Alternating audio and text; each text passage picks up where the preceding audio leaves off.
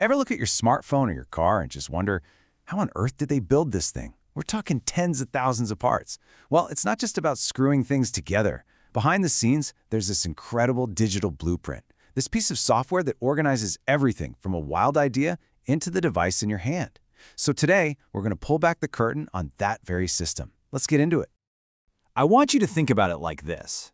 Imagine you're building a massive 10,000-piece puzzle, but the picture on the box keeps changing. The pieces themselves are being redesigned, they're coming from suppliers all over the world, and there are 100 different people all trying to fit them together at the same time. How on earth do you keep that from just descending into total chaos? That question right there, that brings us to our first section, the modern product puzzle. Let's really wrap our heads around the scale of this challenge. I mean, we're talking about a level of complexity that's almost impossible for one person to track. Just one tiny mistake, the wrong screw, an older version of the software, a single miscommunication with a supplier. That can spiral into million-dollar recalls, huge delays, and products that flat out don't work. The stakes are just incredibly high. It's not just chaos. It's really expensive, high-risk chaos.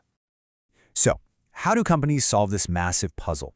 Well, they create something called a single source of truth. And this idea, this concept, is what makes all of modern engineering even possible. Now, the official kind of formal term for this system is a product engineering application. And its whole job, really, is to manage two absolutely crucial things. The product's definition, what it is, and any changes to that definition. So, how it evolves. It's basically the central nervous system for the entire product development process. And this quote just perfectly sums it up. The goal is that everyone, the mechanical engineer in Detroit, the software developer in Seoul, the supplier in Taiwan, every single person is looking at the exact same up-to-the-second information. No more confusion, no more outdated spreadsheets or conflicting emails. This one central system is the final word, the ultimate authority on what the product is. Okay, so if this system is the blueprint, what's it actually made of? What are the fundamental building blocks? Let's take a look. Everything, and I mean everything, starts with the part.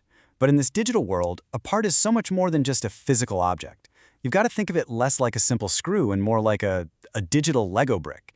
It's this rich digital record that holds everything you could possibly want to know about that one component. And this is where it gets really cool. Each one of these parts acts as a central hub. It's not just an item with a part number, right? No way. It's connected to its technical drawings, a list of manufacturers who are approved to make it, any change requests tied to it, and, this is critical, exactly where it fits into the overall product recipe. And that product recipe we just mentioned, that's called the Bill of Materials, or BOM for short. The Bill of Materials is the master list. It's the thing that says, okay, to build one smartphone, you need one of this screen, two of these speakers, four of these specific screws, and it goes on and on for thousands of items. It literally defines the product's entire structure. And here you can really see how smart these systems are. They manage these subtle but absolutely critical details. For instance, the difference between an alternate part and a substitute. It sounds similar, but it's a huge deal. An alternate part can replace another part everywhere it's used, no questions asked. But a substitute? Nope. That part is only approved for use in one specific product's recipe. That level of precision is exactly what stops those costly mistakes on the factory floor. But like we said at the beginning, the pieces of the puzzle are always changing. So how does the system handle that? Well, it needs a rock-solid set of rules for managing that evolution. This is the million-dollar question, isn't it?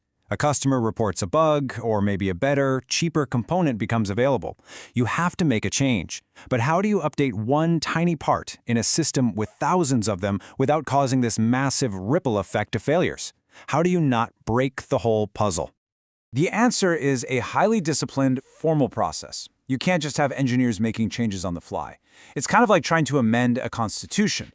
Every single change has to be proposed, reviewed, analyzed for its impact, and then formally approved before it ever sees the light of day. So what you get is this really structured flow, and it creates a perfect paper trail for every little thing. It all starts with anyone, a customer, a tester, an engineer, flagging an issue in a problem report. Then engineers have to formally propose a solution and analyze all the consequences in a change request. And only after a full review and getting all the approvals does it become a change notice, which is the official green light. This isn't just bureaucracy. It's a bulletproof process that ensures control and accountability for every single change.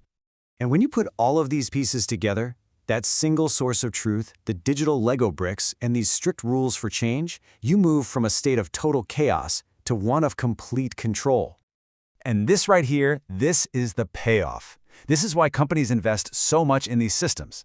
It's not just about avoiding mistakes. It's about being faster, more efficient, and way more innovative. Your teams can reuse designs that they know for a fact already work, development times get slashed, and everyone is perfectly coordinated. This is how you get a serious competitive edge. So if you take one thing away from this, it should be that a product engineering application isn't just another piece of business software. It is a core, foundational system that allows a company to take an unbelievably complex idea and turn it into a real thing, not just once, but over and over again, with total reliability and control. It really makes you stop and think, doesn't it? These digital blueprints are the invisible architecture behind almost every single piece of modern tech we use. And as they get better and better at taming complexity, it just opens up this incredible question.